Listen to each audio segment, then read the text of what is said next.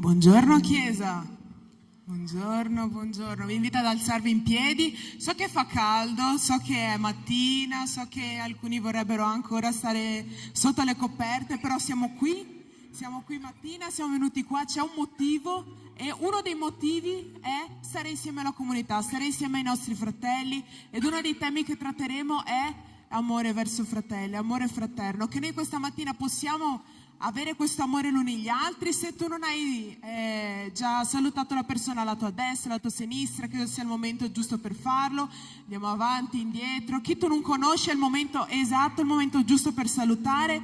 Quindi possiamo iniziare questa mattina, iniziare questa settimana con il piede giusto, lodando il nome del nostro Signore, rincontrandolo. Amen? Cantiamo?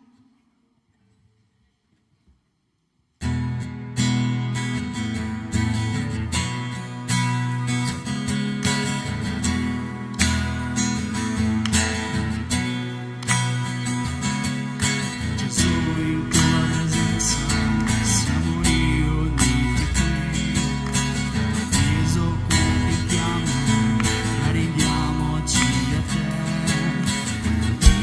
da tua parte.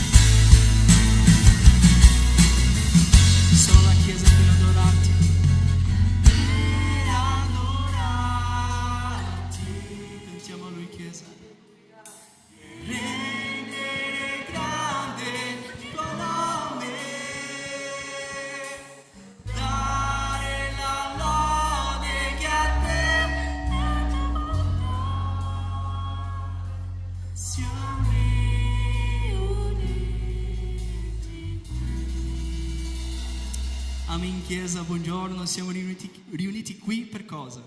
Per lodare e adorare un Dio potente, un Dio che può guarire, un Dio che tiene cura di noi. Per questo siamo qui e contenti perché abbiamo questa possibilità di lodare il nostro Signore, di lodare il Re dei Re, e che lo facciamo sempre con gioia, perché Lui è quello che merita tutta la lode, tutta la nostra adorazione. Amen. Abbiamo una settimana magari sempre piena o di lavoro o di cose che riempiono la nostra testa, e questo momento è un momento in cui possiamo dedicare il nostro Signore, un momento in cui possiamo svoltare di quello che abbiamo dentro noi, quello che magari ci impedisce di arrivare più vicino a Lui. Quindi un momento in cui possiamo dedicare al nostro Signore. Amen, che possiamo fare con gioia, perché Lui sta aspettando la nostra lode, Lui sta aspettando la nostra adorazione, ed per Lui è molto importante.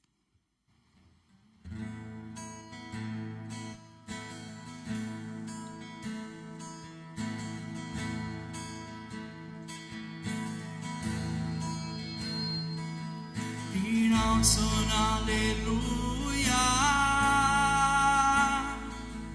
davanti ai miei amici. Iniziamo un alleluia al nostro Signore, Chiesa. Rinalzo un alleluia. Sopra cosa? Sopra l'incredulità. Iniziamo un alleluia al nostro Signore. Rinalzo un alleluia. Mi armo di una melodia. Cantiamo a Lui. Rinalzo un alleluia. Il cielo lotta già per me. Io canterò in mezzo alla tempesta, sempre più forte la mia lode ruggirà. Una volta ancora la speranza sorgerà. La morte è sconfitta. Il Re vivo. Rinalzo l'alleluia.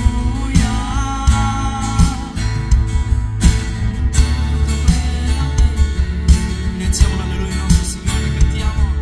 Rinalzo l'alleluia. Il male fuggirà da me. Rinalzo l'alleluia.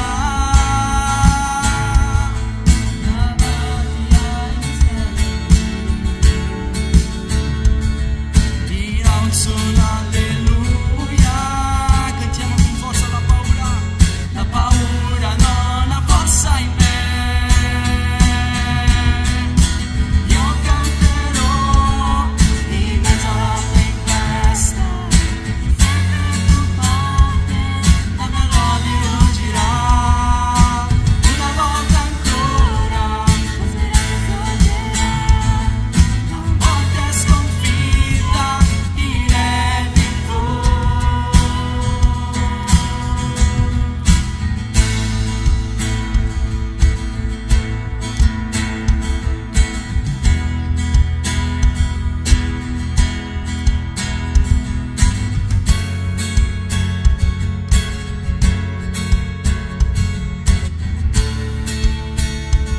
Stiamo cantando più forte. Più forte. Davanti ai miei nemici. Cantando più forte. Sopra l'incredulità. Cantando più forte. Mi armo di una melodia. Cantando più forte. Il cielo Cantiamo più lotta forte. per me. Cantando più forte. Davanti ai miei nemici. Cantando più forte. Sopra l'incredulità. Cantando più forte. Mi armo di una melodia. Cantando più forte.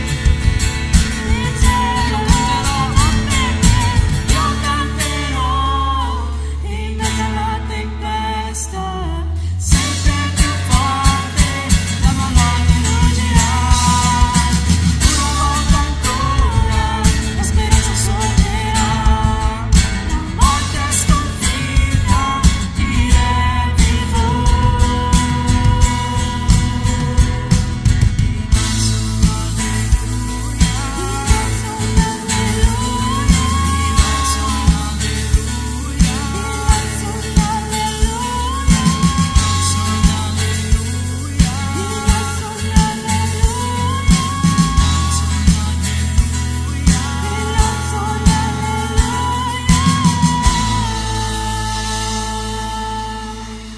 Lodiamo il nostro Signore.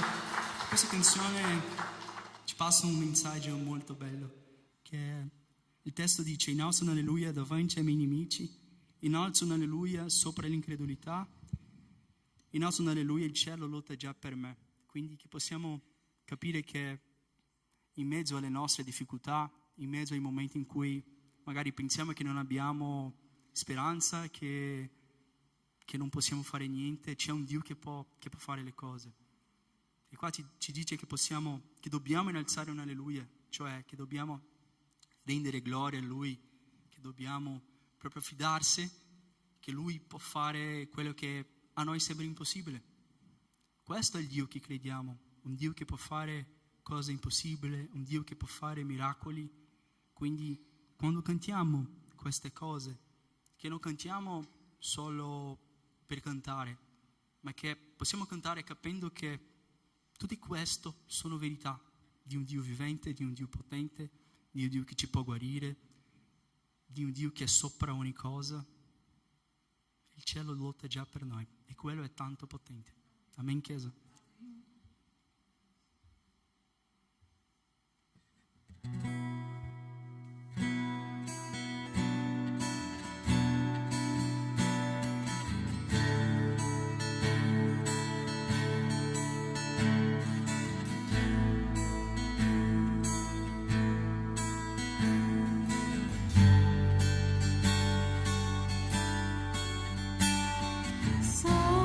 Sono qui prostrato davanti a te, vieni Signore,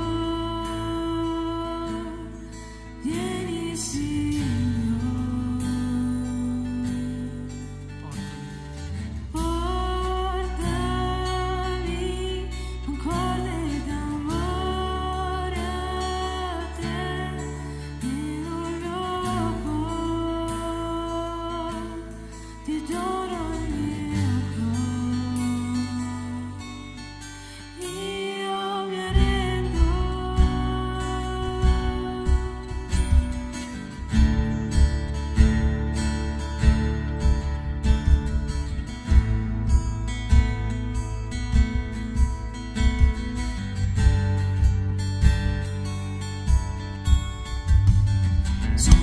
Sognami di grazia inondami,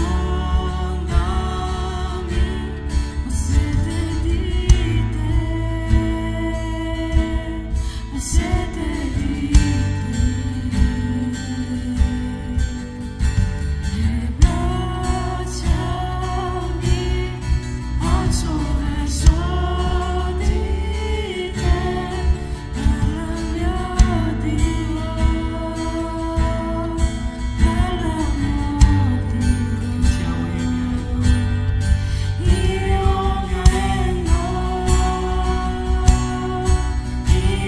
mi arrendo,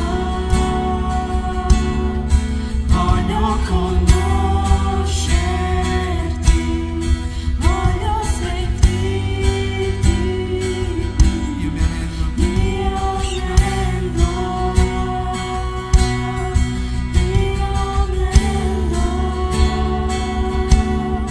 Voglio conoscerti, voglio sentirti.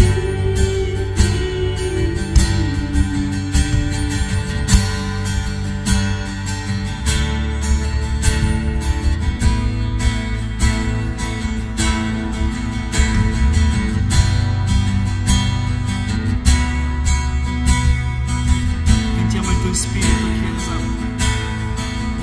Il tuo spirito scenda su di me, compi, Signor, il tuo volere in me. Sentiamo la tua gloria,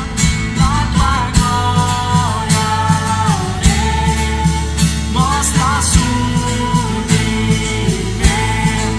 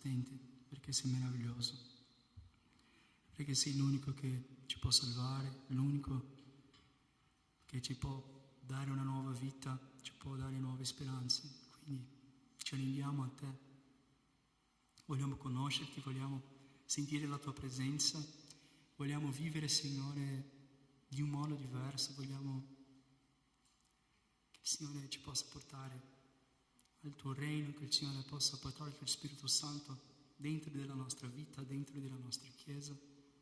Per questo, Padre, come ho già parlato prima, che tutte le canzoni che cantiamo qua siano verità, siano parole di verità, siano parole che cantiamo veramente col nostro cuore, che cantiamo veramente col nostro spirito, perché non sono solo canzoni, sono adorazione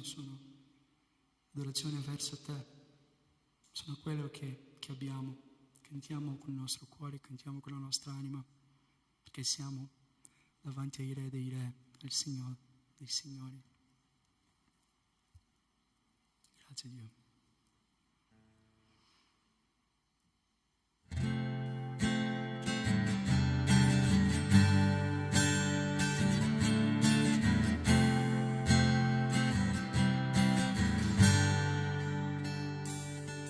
Gesù, tu preghi per noi, i tuoi angeli hai mandato, da te noi prendiamo forza, la corona hai vinto tu.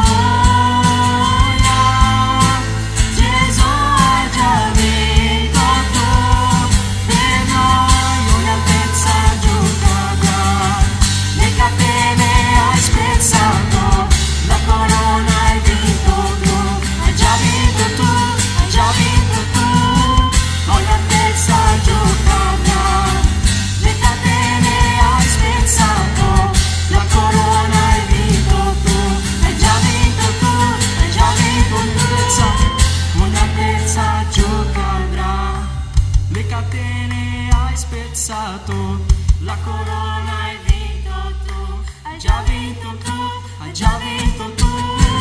Ogni altezza giù cadrà, le catene hai spezzato, la corona hai vinto tu, hai già vinto tu, hai già vinto tu. Il nostro Dio ha già vinto, amen, per noi. Ogni altezza, ogni catena, Lui ha spezzato tutto per noi, amen. Signore, ti ringraziamo, Padre, per questo momento. Ti chiediamo, Padre, che Signore possa continua a parlare, Signore, continua a manifestare il tuo Spirito Santo, manifestare la tua presenza. Siamo qui, Padre, per avere un momento con te, che questo momento si possa ripetere durante tutta la settimana e che possiamo veramente avere una vita, Padre, una vita più stretta con te, una vita, Padre, dedicata alle tue cose, perché sappiamo che questa è la strada migliore, Signore. Ti ringraziamo, Signore, ti chiediamo da continuare con noi, continua a parlare, continua a manifestarsi, è quello che vogliamo. Nel nome di Gesù, amen. Potete sedere. Amen, amen. Possiamo sentire la presenza dello Spirito Santo qui stamattina? Amen. È bello vedere, no? L'agire dello Spirito Santo. E con questo spirito di adorazione che possiamo sentire veramente la parola parlando con te stamattina, che sarà sicuramente il nostro Dio. Amen.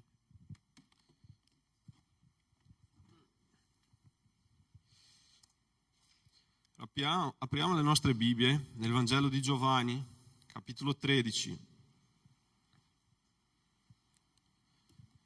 versetto 31 a 35.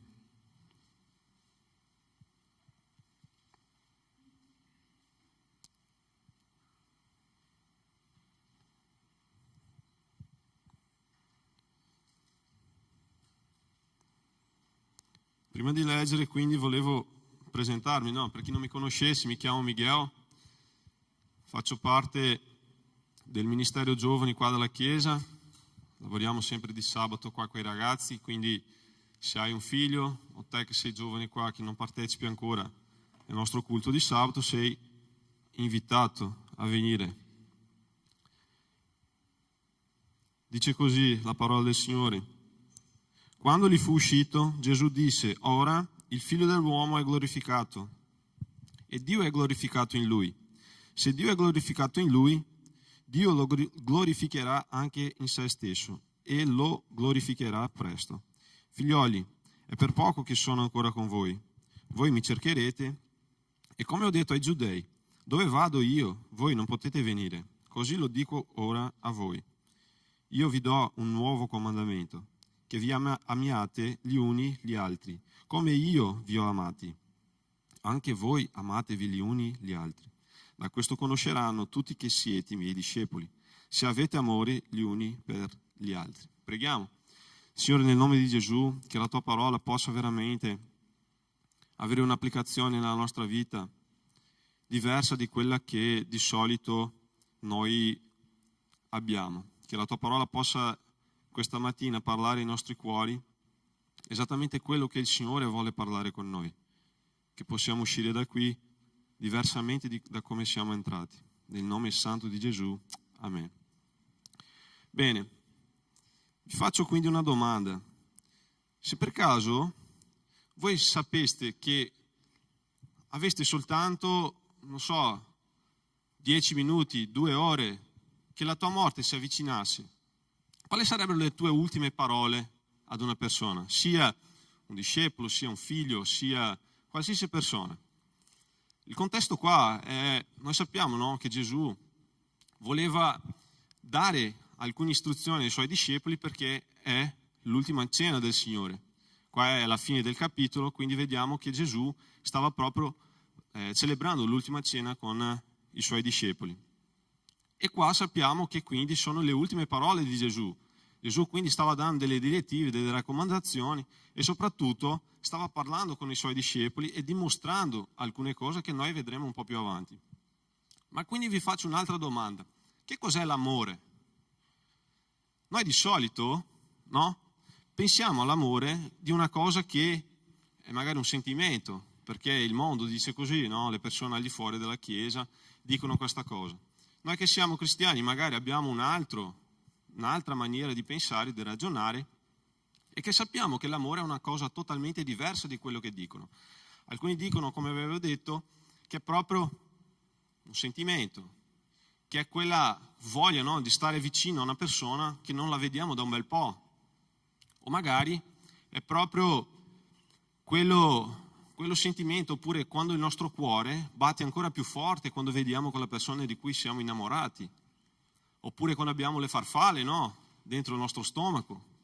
Io sono sicuro che a casa mia questo non è vero, perché sarà fame, di sicuro.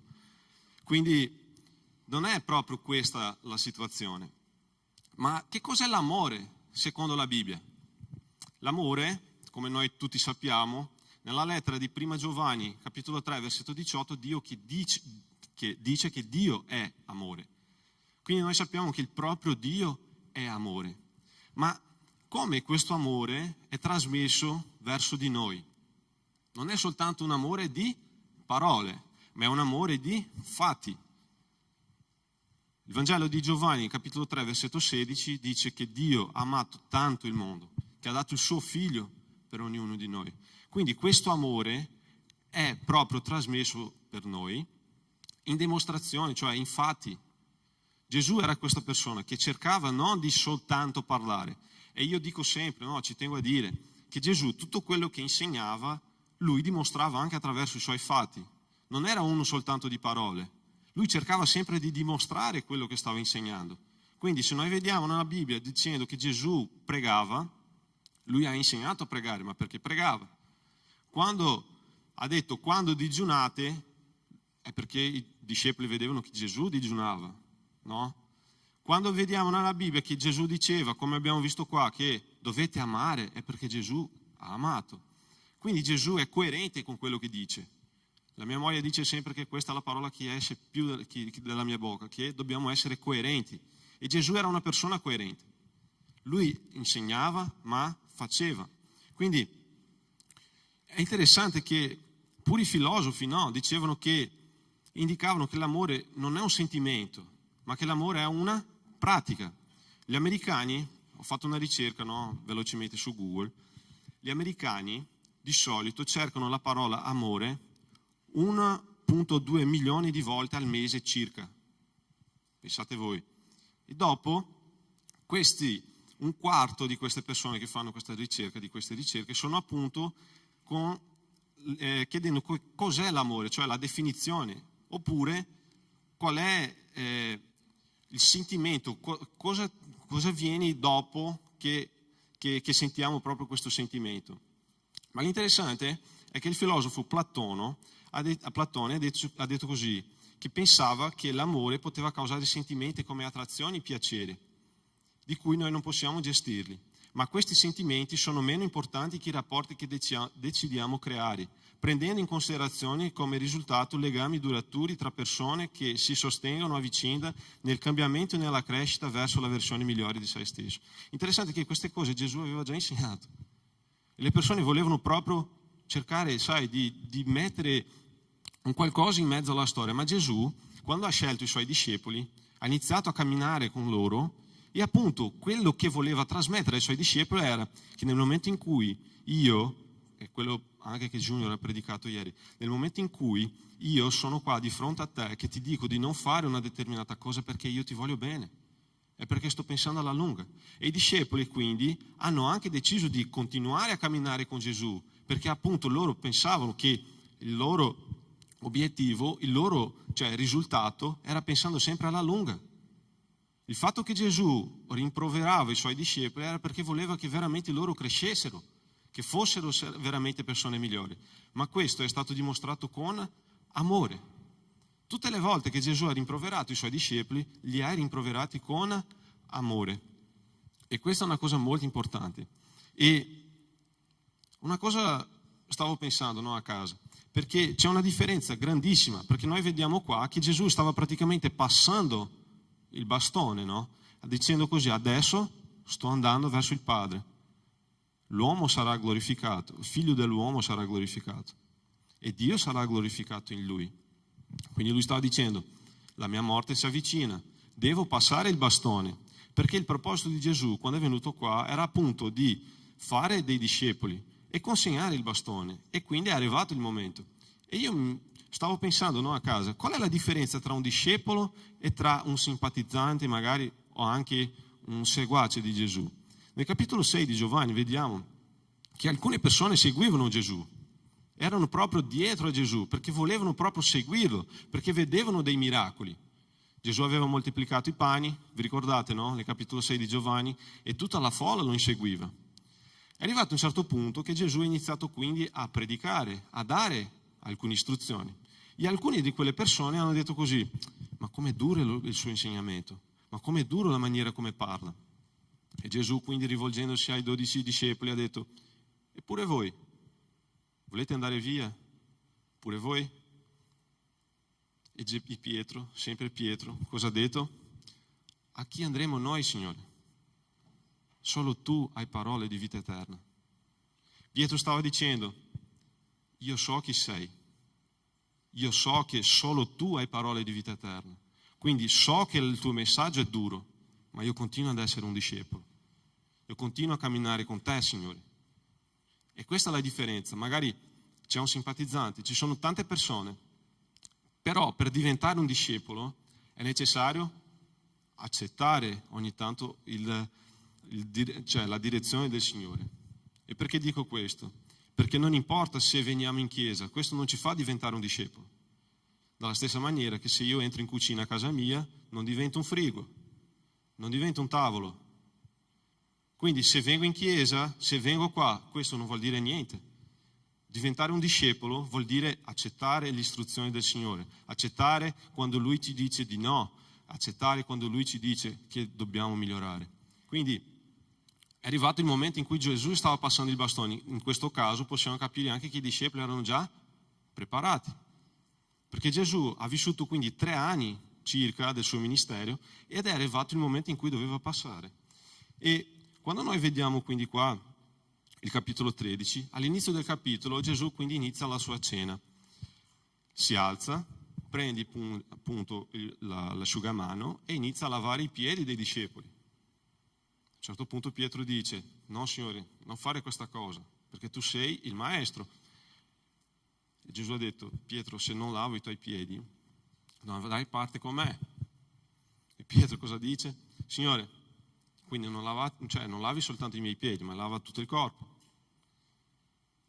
La cena continua e arriva appunto il punto in cui Giuda, cioè Gesù, quindi dice che uno di loro avrebbe dovuto tradirlo.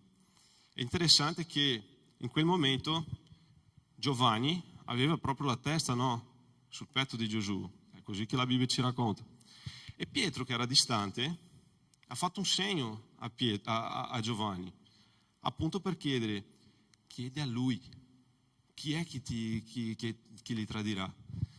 Cioè, in Brasile usiamo un'espressione che dice così: io metto la mano nel fuoco per questa persona.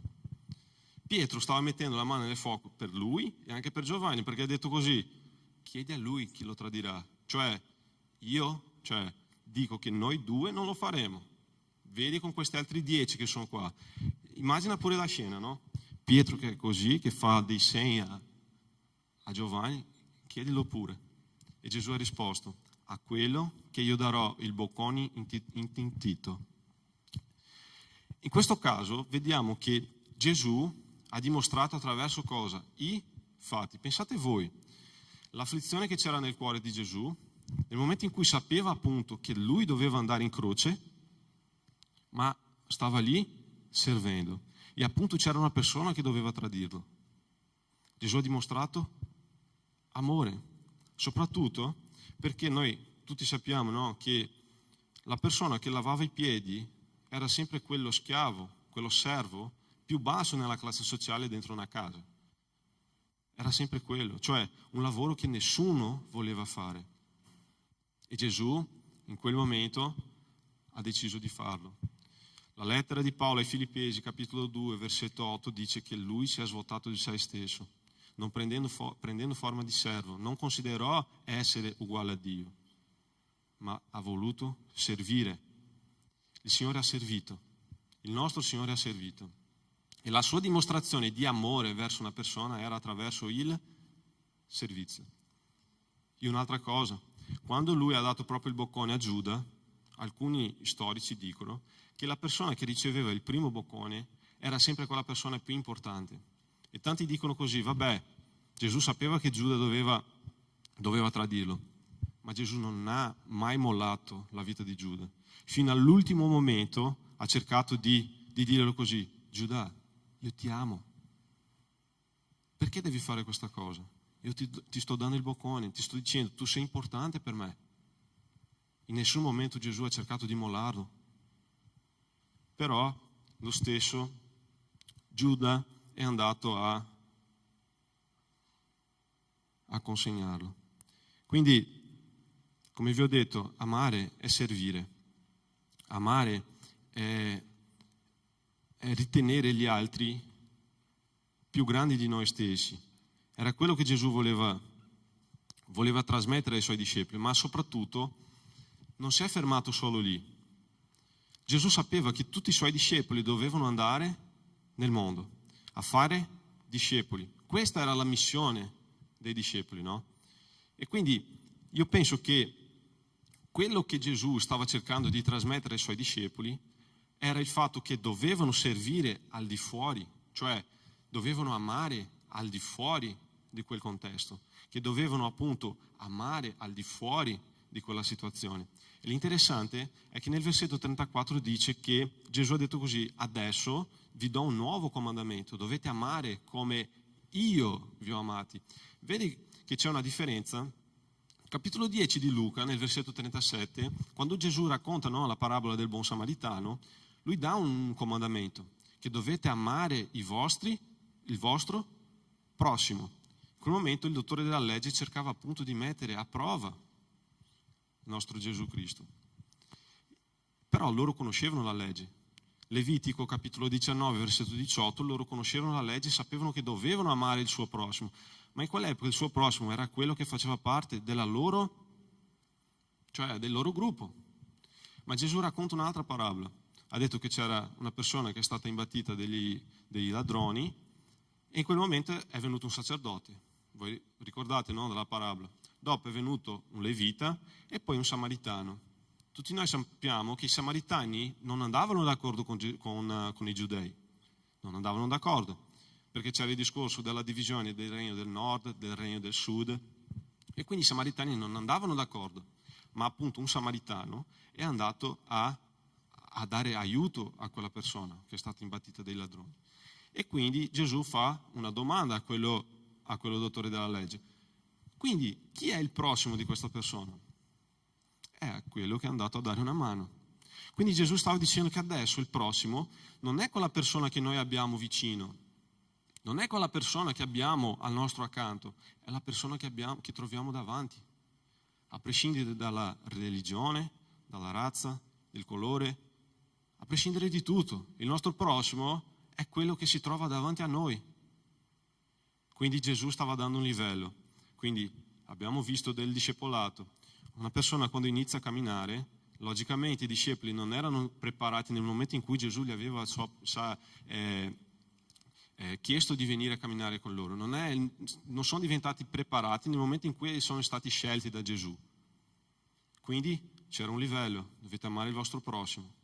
Quando Gesù arriva nella cena, come dico sempre, l'asticella si alza. Adesso dovete amare come io vi ho amati, dando la vita per le persone. Quindi adesso non è più solo il prossimo, ma dovete amare il prossimo come io vi ho amati. La situazione cambia. Chi è sposato sa di cosa sto parlando. La lettera agli Efesini, Paolo scrive nel capitolo 5 dicendo che noi mariti dobbiamo amare le nostre mogli come Dio come Gesù ha amato la sua Chiesa, dando la sua vita. Quindi è un livello ancora più alto. Quando Gesù quindi inizia a parlare con i discepoli dando questa direttiva, noi vediamo che il compito loro, quindi, non era soltanto adesso amare come li ha amati quelle persone che erano lì, ma andare nel mondo e amare quelle persone. E quindi mi chiedo, se vogliamo essere veramente testimoni del nostro Signore Gesù, se vogliamo essere veramente discepoli, se vogliamo guadagnare Villorba, se vogliamo guadagnare Treviso per il nostro Signore Gesù, cosa dobbiamo fare? Amare. E da dove iniziamo? Qua in chiesa, amando il nostro prossimo, amando il nostro fratello. È solo così che saremo riconosciuti come discepoli. Io immagino ad esempio una persona che è appena arrivata in chiesa, che vede una chiesa che ama, che serve, una chiesa che si mette proprio a disposizione del bisogno del fratello, quello guarda di fuori e dice: è qua che voglio rimanere, è qua che voglio restare, perché vedo le persone che servono, vedo le persone che amano, è così che voglio essere amato, è così che voglio veramente essere, avere proprio questo sentimento che hanno loro, questa decisione di amare, è così che voglio restare. Quindi fratelli, dobbiamo amare quella persona che magari non ci ha lasciato il cibo nel 1° maggio, che non ci ha fatto mangiare. Dobbiamo amare magari quella persona che parcheggia la macchina nel nostro posto quando stiamo andando a lavoro. Dobbiamo amare pure gli juventini. Pensate voi, dobbiamo amare pure gli juventini. Gli interisti, dobbiamo amarli. Possiamo, scherzare con amore. Ad esempio, possiamo dirgli: io so che non avete mai avuto fame, avete mangiato 5 pere e quindi in finale di Champions, quindi dobbiamo amarci, dobbiamo amarvi veramente. Dobbiamo amare, ragazzi. Dobbiamo amare come Gesù ha amato. È uno scherzo, ok ragazzi? Quelli che non hanno riso sono sicuri che sono interisti juventini. Ma comunque è così, Gesù ha detto che dobbiamo amare. Gesù ha detto che dobbiamo proprio amare come Lui ha amato, perché l'amore crea l'unità. L'amore crea proprio quello senso di unità. C'è un testo che mi piace tanto, che le ho predicato anche la scorsa volta, che parla quindi del servizio. Quando Neemia è andato a ricostruire le mura, la parola che c'era sempre era servizio, che stavano lavorando. Grazie Pietro.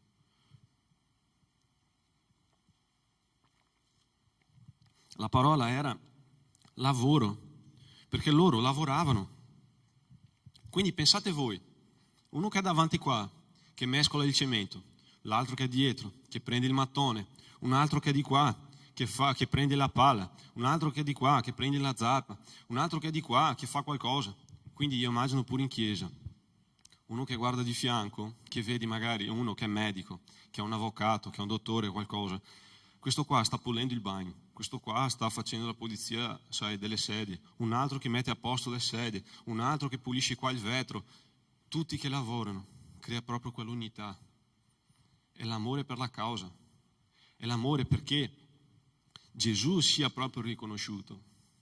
Ma una cosa che noi dobbiamo fare attenzione è che tante volte noi pensiamo che stiamo amando veramente, ma in realtà no. Perché è difficile amare come Gesù ha amato, è difficile. E la stessa persona che in Giovanni 6 ha detto a Gesù: a chi andremo da noi, Signore? Ha detto a Gesù che non l'avrebbe tradito. Il capitolo finale, il versetto finale dice che Pietro risponde a Gesù: Signore, perché non posso seguirti ora? Darò la mia vita per te. Gesù gli rispose: Pietro, prima che finisca la notte, prima che il gallo canterà, tu mi tradirai 3 volte. E noi dobbiamo fare questa avaliazione di noi stessi. Di fatto stiamo amando come Gesù ha amato? Forse no, perché Pietro pensava che fosse veramente quella persona che amava, che avrebbe dato la sua vita per amore al nome di Gesù, ma non è stato così. E quando Gesù, prima quindi di essere... assunto ai cieli, nel capitolo 21 del Vangelo di Giovanni, Gesù quindi si ritrova con Pietro e gli fa 3 domande. Pietro, tu mi ami? E Pietro dice, sì, ti voglio bene. La seconda volta Gesù dice, quindi pasci le mie pecore. La seconda volta, Pietro, tu mi ami? Sì, Signore, sai che ti voglio bene. Quindi pasci i miei agnelli. E la terza volta, quindi, Gesù ha fatto la terza domanda. Ma Pietro, mi vuoi bene veramente? E da lì si era attristato. Interessante che si era attristato perché quando noi andiamo, no, dal greco, ci sono 3 parole per dire amore. Agape, che porta il nome della nostra chiesa, eros e filia. Agape è questo amore incondizionato. Eros, che è quell'amore che noi di solito usiamo tra marito e moglie, cioè quello desiderio. E filia, quell'amore fraternale, fraterno. Quindi, del greco, quando Gesù chiede, tu mi ami Pietro? Lui stava dicendo, tu mi ami agapi Pietro. E Pietro rispose, ti amo filia. Ma tu mi ami agapi Pietro? Io ti amo filia. E quando Gesù rifà la domanda dice, ma tu mi ami filia Pietro? E lui si rattrista. Interessante che Pietro non pensava che amasse veramente Gesù all'inizio come amava in quel momento. Ma anche qua Gesù non ha cercato di rimproverarlo nel senso che adesso tu hai sbagliato con me e adesso non hai più parte con me. Stava cercando di dirglielo, guarda che il proposito continua in piedi. Il proposito continua in piedi. Io ti amo Pietro, io ti amo. Non pensare che solo perché hai sbagliato, adesso non c'è più, cioè non ci sono più propositi della tua vita. No. Pasci le mie pecore, perché il proposito continua in piedi. E qua un'altra volta vediamo che è attraverso il lavoro che facciamo il nostro Signore Gesù Cristo riconosciuto. Ha detto, pasci i miei agnelli, cioè lavori, perché hanno proprio bisogno di te. Ed è interessante che alla fine dice così, e tu morirai con le mani estese. Stava dicendo appunto la morte che aspettava Pietro. Quindi se tu mi segui, se tu sei un discepolo mio, sai che la tua morte sarà questa. L'amore che noi dobbiamo avere verso i nostri fratelli è proprio questo amore di Gesù. Tutti i discepoli hanno avuto una morte tremenda, ma perché sono diventati discepoli? Ma nel percorso, cioè nel momento in cui conoscevano ancora di più il nostro Signore. Quindi abbiamo capito che prima era il prossimo, dopo il prossimo come Gesù ha amato e alla fine Gesù, quando praticamente consegna i discepoli al nostro Signore, nel capitolo 17 di Giovanni dice, Signore, che loro abbiano l'amore che il Signore ha per me. Quindi guardate come è stato progressivo. Prima il prossimo, dopo come io vi ho amati, dopo metti nel loro cuore l'amore che tu hai con me. Nel momento in cui noi riusciamo a passare per tutto questa progressione, riusciamo a capire l'amore di Dio per noi. Quindi finisco qua con 2 testi. Il primo si trova in 1 Giovanni, capitolo 4, dal 20 al 21, che dice così: se uno dice io amo Dio, ma odia suo fratello, è bugiardo. Perché chi non ama il suo fratello che ha visto, non può amare Dio che non ha visto. Questo è il comandamento che abbiamo ricevuto da Lui, che chi ama Dio ami anche suo fratello. E torniamo al versetto 35 di Giovanni 13.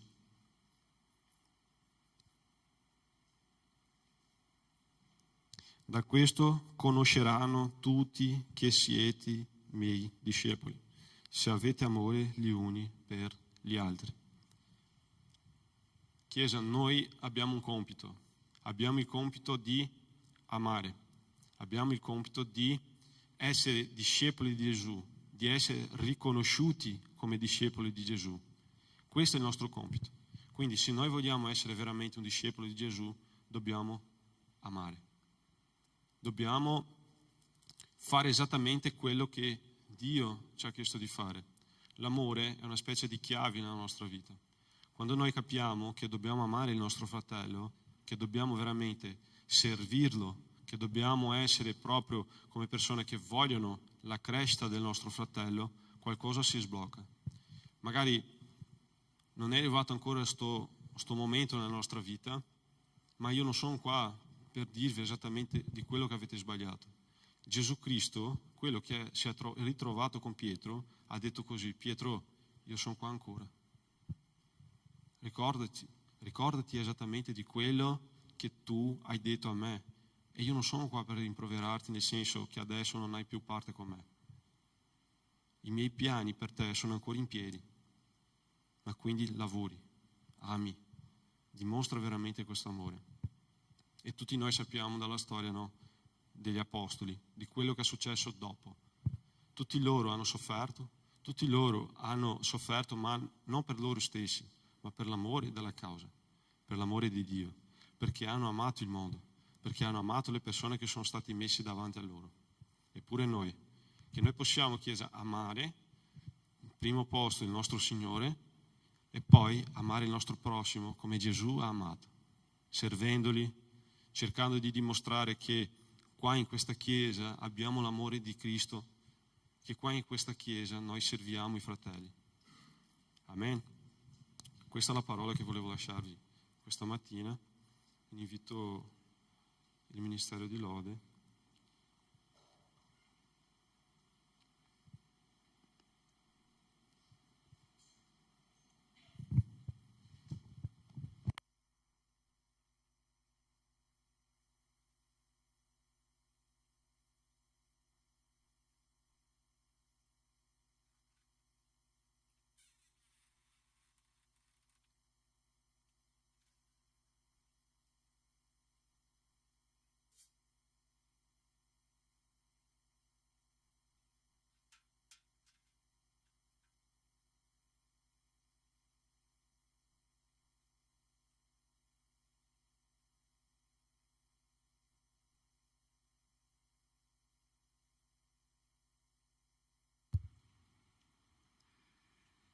Chiesa, adesso abbiamo il nostro momento delle decime delle offerte, che possiamo fare con gioia, capendo che quello che portiamo qua è un modo di portare un'adorazione, di portare servizio a Lui, e che possiamo fare con gioia. Mettiamo una canzone, potete venire qua davanti a consegnare.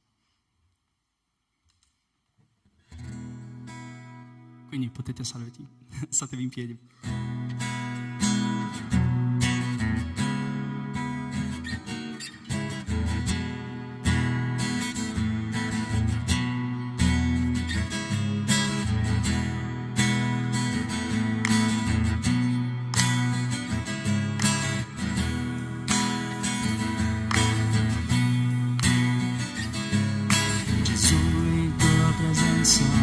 Siamo riuniti qui, il tuo viso contempliamo e arrendiamoci a te, perché di la tua morte ci portò la vita, di dono completo accesso al cuore del Padre. Il velo che separava mai più separerà, la luce una volta spenta, ora brilla e sempre forte brillerà, per adorarti e rendere grande il tuo nome, dare la lode che a te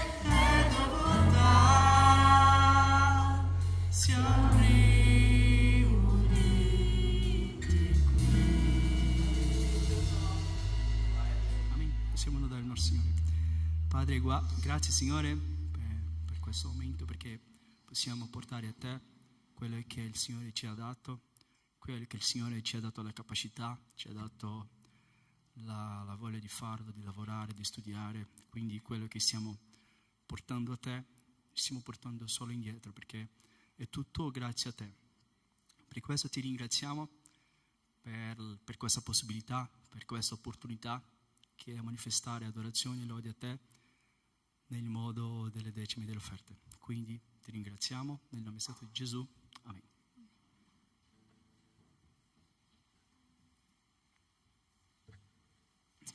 Amen. Vi rubo qualche secondo, momento degli annunci. Primo annuncio che noi avremo i battesimi. Voglio uno di nuovo. Avremo i battesimi? Amen, è sempre una nuova gioia. Non posso applaudire bene perché ho le mani occupate.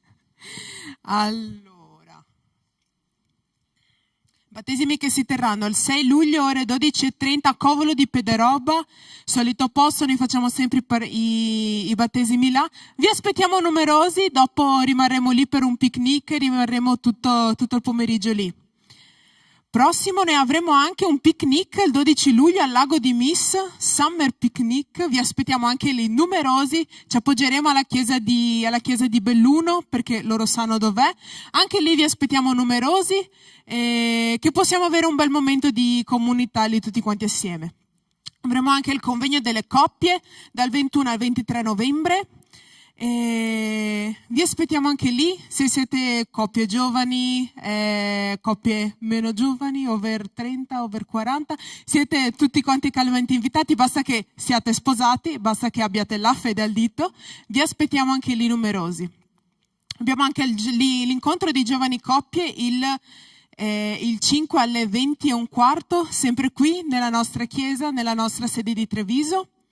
Abbiamo anche un baby shower della nostra carissima Camilla che sta aspettando. Un applauso per Luigi, forte, forte, forte, forte. Come ogni baby shower che si rispetti, chiediamo alle giovani donne, alle donne, di portare dei pannolini, perché è la prima cosa che va via, non è vero? Io non lo so perché non sono né sposata né niente, non ho figli, però mi hanno detto che la prima cosa che va via sono i pannolini. Quindi portiamo pannolini, portiamo vestitini, cose che serviranno alla nostra coppia. Poi mi hanno detto che c'è un piccolo video, un piccolo invito che vogliamo portare alla nostra chiesa.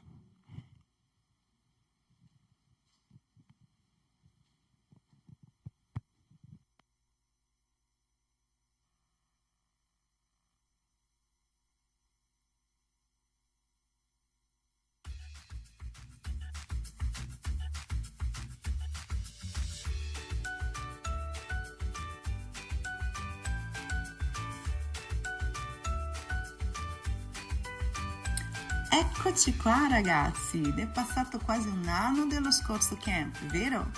Eh sì, mi ricordo che lì hanno imparato che Dio li ha fatti speciali, con una vera identità in Cristo, ed è stato indimenticabile. Quest'anno impareranno ad essere dei veri discepoli di Gesù, perciò io vi presento Disciple Academy. E con noi quest'anno un team di esperti nei settori pronti a passare una settimana di benedizioni con tanti giochi, musica, teatro, esplorazione all'aperto e senza dubbio adorando il Signore ed imparando della sua parola. La data quest'anno è il 31 agosto al 6 settembre a Santa Giustina Belluno, quindi noi aspettiamo te.